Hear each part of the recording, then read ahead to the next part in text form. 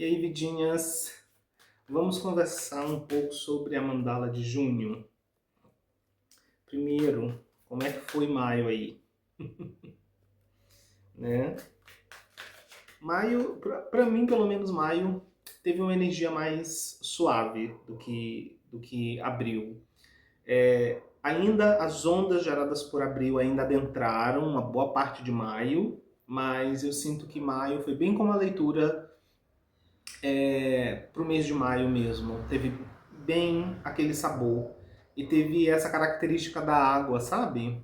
Eu comentei isso na leitura de maio, né? Que a gente ia precisar usar água para não deixar que aquele fogo deixasse a terra muito ressequida. A gente estava naquela dinâmica com touro, né? Algumas movimentações ali relacionadas ao eixo touro, escorpião, né? Então vamos conversar sobre maio, sobre junho.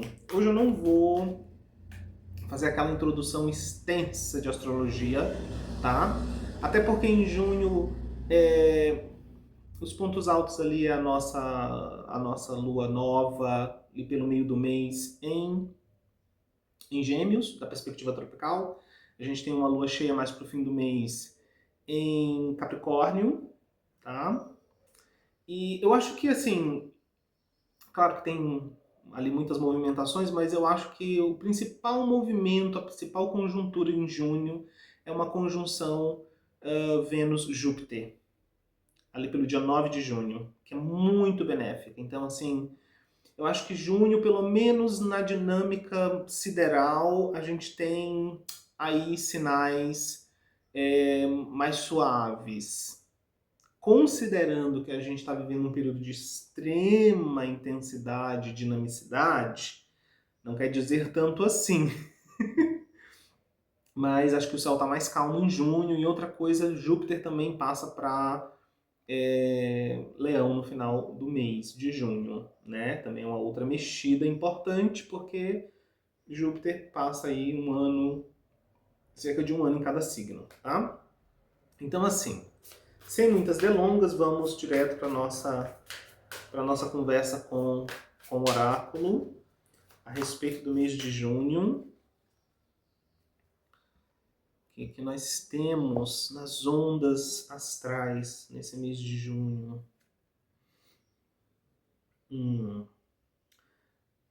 Ó, temos aqui o 2 de espadas. Esse 2 de espadas vem para o quadrante do fogo, tá?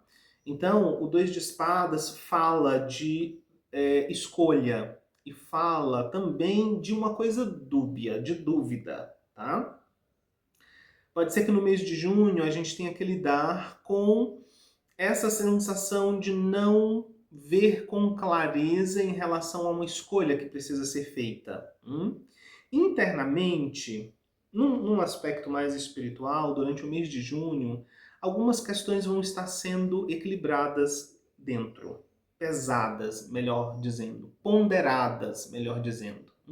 A energia espiritual para junho tem a ver com ponderar certas coisas internas. A gente vai ter umas dinâmicas interessantes em junho, né? Por exemplo, Mercúrio vai entrar em Câncer no dia 1º de junho. Então isso já vai trazer uma coisa mais emotiva para a comunicação e para o pensamento. E não só emotivo no sentido superficial, mas realmente, sabe, das questões mais profundas, né? Mais internas, sabe? Uma coisa até de nostalgia ou de buscar conforto e segurança. Então a gente tem um campo aí realmente para ponderar. É interessante, né? O 2 de espadas, ele tem na própria simbologia, apesar das espadas, né, serem do elemento ar, no 2, e em geral nos dois, a gente tem o símbolo da água ali, né? No 2 de ouros a gente tem mar lá no fundo, aqui no 2 de espadas também, enfim. Por quê? Porque o número 2 tem essa energia de água, né? O número 2 está ligado aí arquetipicamente com a sacerdotisa. Então a gente tem esse movimento de olhar para dentro, de ponderar, refletir sem chegar a uma conclusão muito definitiva. E é interessante, porque isso quer dizer que a gente vem vindo nesses meses, a gente vem vindo num movimento, né, de alinhar o propósito, o desejo do coração, encarnar a visão, né? Tem aí essa força, especialmente dessa conjuntura Saturno-Netuno, né? Que está suavizando a intensidade daquela conjuntura, mas ela está presente. Então, a gente parece que nesse momento a gente vai oscilar um pouco dessa energia mais saturnina para uma energia mais netuniana. Pelo menos essa é a energia aí vibrando num aspecto mais interno da consciência, porque ele está saindo ali no quadrante do fogo, que diz respeito, né, à parte inconsciente ou espiritual, como você quiser ver aí, a parte supramental, etc. Então é interessante, porque parece que, né, esse mês de maio está sendo uma transição, né, para um momento em que a gente vai dar uma refletida mais profunda sobre essas escolhas, sobre esse caminho, né? E isso pode trazer dúvida, isso pode se refletir como uma oscilação, né, nessa nossa clareza ou na certeza alcançada. Para aquelas pessoas que não trabalharam essa clareza e essa certeza, obviamente que vai estar no mesmo contexto, mas a energia ainda se impede esse olhar para dentro. Ó, no quadrante do ar, a gente tem o Cavaleiro de Copas. E o Cavaleiro de Copas aqui vem nos convidando para canalizar, certo? Essa energia de ponderar, de refletir, sem perder de vista a meta, sem perder de vista o ideal. Ou seja, intelectualmente, durante o mês de junho, as coisas não vão estar o mais claras. No entanto, o que o Cavaleiro de Copas nos convida? A manter, sabe, a devoção à meta, a trabalhar a devoção à meta.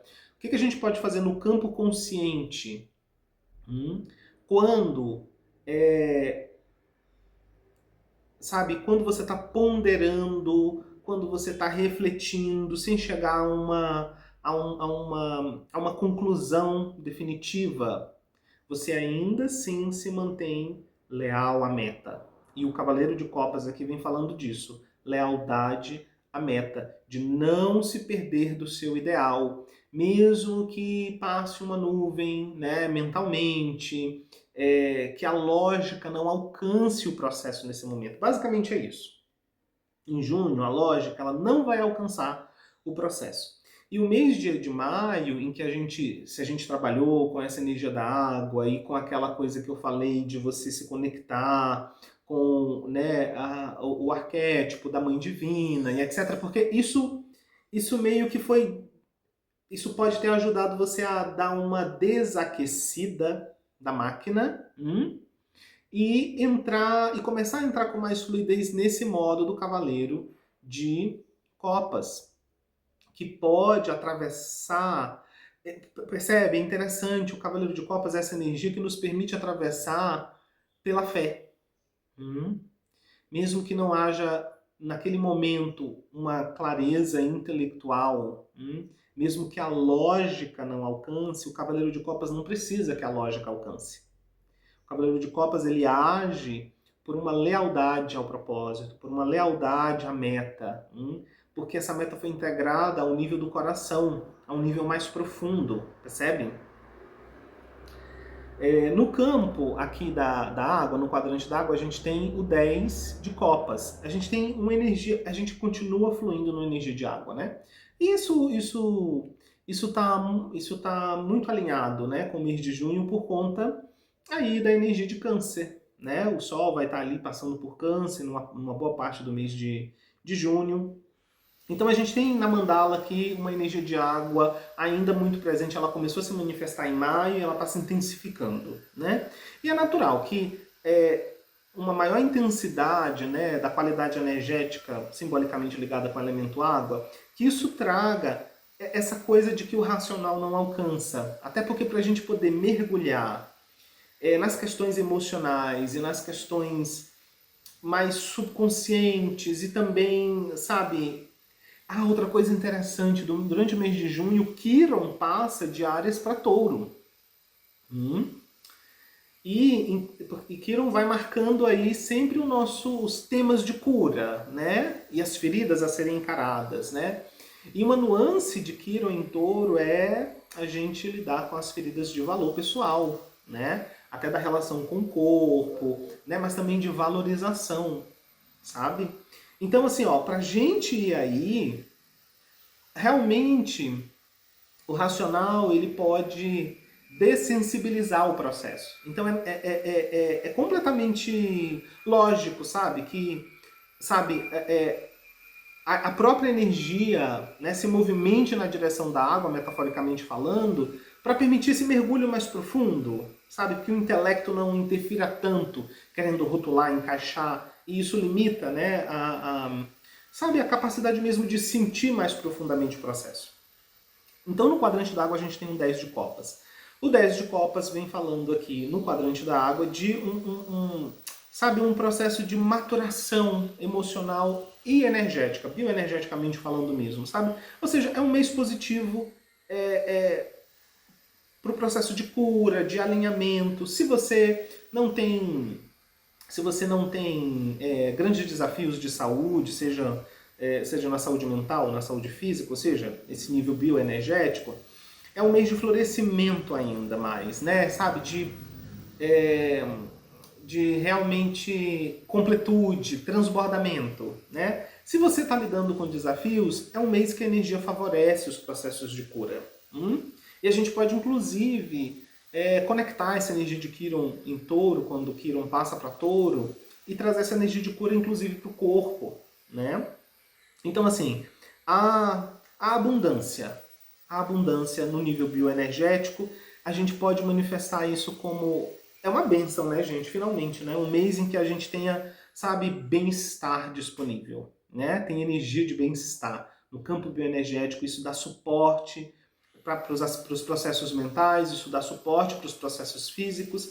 Então, junho, o tarô apresenta junho aqui com energia de mais fluidez, de mais facilidade, de mais... sabe, de mais... de mais leveza. Talvez o mais complicado aqui, para alguns temperamentos, seja essa questão da reflexão e de ter o contato com a sensação. Talvez esse seja o maior desafio. Ó, na tônica, sabe? Ó, no quadrante da Terra vem o arcano maior, a Lua. De novo, reforçando. Mesmo as experiências que vêm de fora, elas não vão ser marcadas por muita clareza. Então aí a gente precisa ter cuidado. A gente precisa manter uma prudência com as experiências da vida, sabe? Situações, pessoas, aquilo que vem de fora. O quadrante da Terra fala, né, o mundo de experiência que parece vir de fora para dentro. Porque não vai ter muita clareza. Lua, penumbra, possibilidade de ilusão. Mas também experiências que pedem que a gente esteja em contato com a intuição, que a gente esteja em contato com esse sentir mais fundo. Ou seja, o racional ele não vai alcançar, ele não vai dar conta, né? Não é um mês em que vai ser inteligente a gente tentar se fiar apenas na mente racional. A gente vai precisar sentir as coisas, sentir as pessoas, sentir as situações, né? E se permitir fazer um mergulho, porque as próprias experiências da vida vão nos convidar ou nos obrigar, né, a ir para dentro. Ir para dentro, não estou falando nem no sentido assim espiritual, né, de interiorização, ir para dentro mesmo no sentido de se conectar com as emoções, de se conectar com o sentir, percebe? De se permitir sentir. Se permitir sentir. Processar as coisas também no nível emocional, porque a gente tende a processar tudo aqui, né? No nível do intelecto, da razão, do nome, do rótulo. E as próprias experiências, se a gente não quiser entrar numa onda de ilusão, que vai levar à desilusão, né? Porque a Lua tem esse potencial, né? Ela pode ser uma ótima ela pode ser uma ótima guia dos mundos internos, né? Navegar esse reino interno que é pouco definido, onde as coisas não têm borda limitante, né? Ela pode ser uma ótima guia para se navegar. A luz da lua pode iluminar essa situação. De outro modo, né, a gente pode, né, se meter em situações bem enganosas, né, ou realmente confundir muito a aparência das coisas, percebe? Então, assim, as experiências também nos convidam para esse sentir mais profundo. Bom, no centro aparece o arcano maior, o Hierofante. Essa é a carta no centro da mandala, que é ali o conselho para o percebedor, né? Ou é assim a dica, né, para como a gente se posicionar no centro disso tudo. E o Hierofante, nessa jogada especificamente, o Hierofante ele vem trazendo duas mensagens. A primeira, a gente ter cuidado com o lado sombra desse Hierofante. Porque o lado sombra do Hierofante é o quê? Rigidez. Ó, o Hierofante é uma carta 5, e 5 é a energia dinâmica, né? É energia dinâmica, energia de transformação, é energia de movimento, né? O 5 vem depois do 4, 4 quadrado, estrutura, né? Segurança, estabilidade, manifestação. O 5 vem mexer, o 5 é a força dinâmica, né? Que impede que as coisas que estejam estruturadas fiquem engessadas. Por quê? Porque a inércia produz morte, decomposição. Então, a energia do 5 ela é necessária, ela pode ser desafiadora, porque se a gente gera apego a essa estrutura, a gente sofre quando o 5 entra em ação. Então, qual é o lado sombra do 5? É você negar o movimento. Então, aqui, o primeiro conselho do Hierofante é esse. Aprenda com a água, flua. Existe um movimento, o conhecimento, a sabedoria, a transmissão, ela é dinâmica. Ela não está aí para somente justificar ou ratificar o status quo. É por isso que as religiões perdem o seu poder de transformar a humanidade. Porque ó, o Hierofante fala de tradição. O Hierofante fala de transmissão. O Hierofante é o guru, é o mestre, né? É o sacerdote, é o Hierofante, o iniciador. Então ele representa todas essas dinâmicas que estão inseridas dentro do conceito da corrente, da transmissão, da tradição. Mas olha que maravilhoso, que no tarô o Hierofante é um 5, ele não é um 4. O papel desse elemento não é validar o status quo, é trazer dinâmica para o status quo. O lado sombra dessa energia é a resistência à mudança. Então a gente percebe como muitas tradições religiosas, espirituais e filosóficas no mundo perdem o seu poder de ser vitalizadoras porque elas se transformam nesse aspecto sombra do Hierofante, que é simplesmente dar validade para o status quo e param de desafiar a estrutura. Então isso nos ensina uma coisa também, né? Quando a gente se conecta com essa energia da instrução, com a energia do Paani, do Guru, do Mestre, como quer que você chame na sua tradição, ou se você não tem nenhum nome para isso, a própria energia mesmo de sabedoria ancestral, isso está aí para questionar. Isso daí tá para gerar esse desconforto mesmo de quando se questiona o status quo. Pera lá, por que é assim? Por que não precisa ser assim? O que precisa que ser transformado? Porque é isso que é a continuidade desse processo de transmissão de sabedoria, de uma geração para outra, ou dentro de uma linhagem, o que quer que seja. Então esse é o primeiro chamado aqui, para a gente se conectar com essa energia dinâmica da instrução e se abrir para a energia dinâmica da instrução. Seja que venha através da vida, nas suas experiências, seja que esteja vindo, né, do seu mundo interno, né, aí nessa experiência de contato com o seu mundo interno, né, os seus símbolos interiores, suas emoções, sua sensibilidade, ou do contato mesmo com uma corrente espiritual, né, a figura do professor, da professora, do mestre, da mestra, enfim, se você está inserido num caminho espiritual. é de perceber que o papel dessa figura não é validar o status quo, é realmente questionar o status quo, é trazer mudança, transformação, porque é isso que impede que a energia do 4, qualquer estrutura alcançada, vire em morte, em decomposição, porque a inércia gera decomposição. Então, mesmo no caminho espiritual, a gente tem isso, a gente chega em pontos, né? Ou a gente chega em compreensões, a gente chega em conclusões, a gente estabiliza certos níveis de compreensão ou de experiência. A nossa tendência é se agarrar a isso, a nossa tendência é querer que isso daqui não mexa, como se isso fosse uma posse, perder isso sabe, uma perda pessoal. E aí a gente começa a criar inconscientemente uma barreira à ação da instrução. A instrução do guia espiritual. Porque a energia da instrução ela vem para desafiar isso. Se a gente ficar agarrado nessa compreensão, nessa visão de mundo, nesse nível de experiência estabilizado, essa inércia eventualmente ela vai produzir morte, porque a inércia entra em decomposição.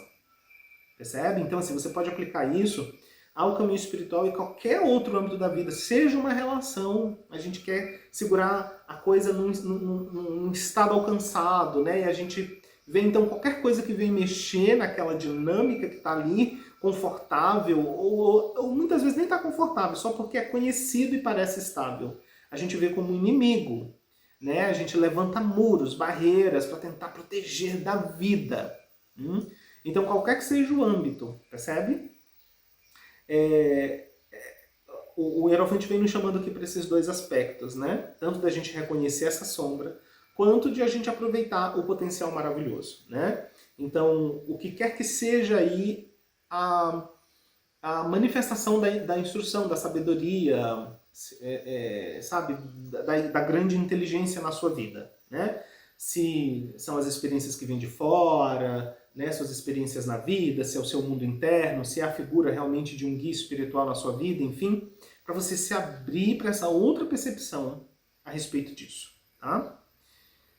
Eu nem falei da carta de corte, né? Mas a carta de corte que a gente dá mandala é o Arcano 13, a morte. E, bom, transformação. Então, olha, é bem interessante, né? Isso quer dizer que essa mandala... Foi bom eu começar, então, tratando da mandala e deixar a carta de corte para o final, né? Porque se eu tivesse começado a falar do pano de fundo da mandala, já ia produzir ali um fechamento. Ai, meu Deus, mais um mês de morte, de não sei o quê, ai, quando é que vai acabar? Então a gente veio passeando por uma coisa bem água, né? Bem assim, contato interno, deixa fluir, se conecta, vai vivendo, não precisa entender tudo, né? Confia, né? Desperta esse cavaleiro de copas aí, confia, vai pela confiança, pela fé no ideal, na meta. Mas olha, por detrás disso daqui, a energia de profunda transformação continua atuando. A energia de profunda transformação continua atuando. Até porque Marte, se eu não me engano, Marte entra em Câncer ou Marte entra em Gêmeos durante o mês de junho. Alguma coisa assim. De qualquer maneira, a gente tem essa energia lá no fundo, olha, tem transformação intensa acontecendo por detrás disso. Tem estruturas morrendo para que algo ressurja, sabe?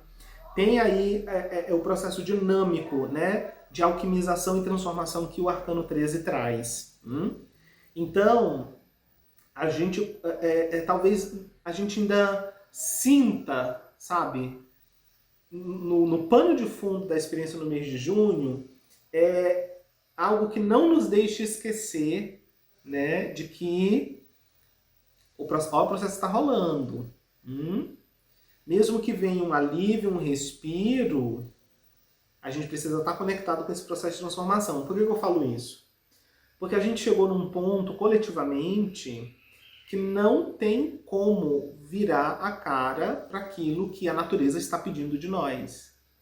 Se você insistir em ignorar o que a natureza está pedindo, você vai assinar, sabe, uma experiência muito desafiadora, muito dolorosa, de muita resistência.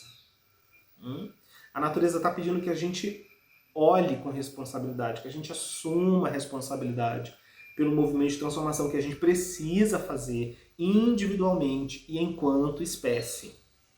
Quanto mais... A gente já devia estar nesse processo há muito tempo. Olha, é só olhar para o mundo, olha o ponto que a gente chegou por conta dessa negação. Então, assim, ok, eu não posso obrigar ninguém, eu não posso fazer por ninguém, eu posso fazer por mim. E isso é o serviço que eu posso fazer pelos outros, né? Porque naquilo que eu ofereço uma possibilidade, através do meu exemplo, da minha experiência e da minha energia, porque às vezes ninguém sabe, é silencioso, eu só estou irradiando um padrão mental em silêncio. Vivendo as minhas experiências, fazendo as minhas escolhas, processando os meus catalisadores, né? Vivendo minha dinâmica interna e espiritual, há uma mensagem silenciosa que vai irradiando, né? E isso é um grande serviço para os seres, né? A gente não tem como escolher pelos outros, mas ao fazer nossas próprias escolhas com consciência, a gente oferece um parâmetro, né? Porque sempre tem alguém nos observando, sempre tem alguém sendo impactado por nós e às vezes a gente não sabe, a gente não faz ideia, né? Às vezes é a pessoa que a gente menos suspeita, é aquela que mais naquele momento está sendo impactado pelo nosso exemplo, seja ele positivo ou negativo. Então, percebe? Não se desconectar dessa consciência, de que a gente, enquanto espécie, estamos diante de um catalisador que é fundamental, que é assim extraordinário em termos da nossa jornada nesse planeta.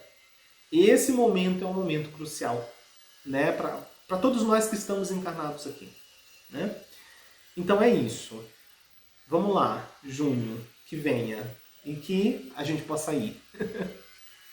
Até.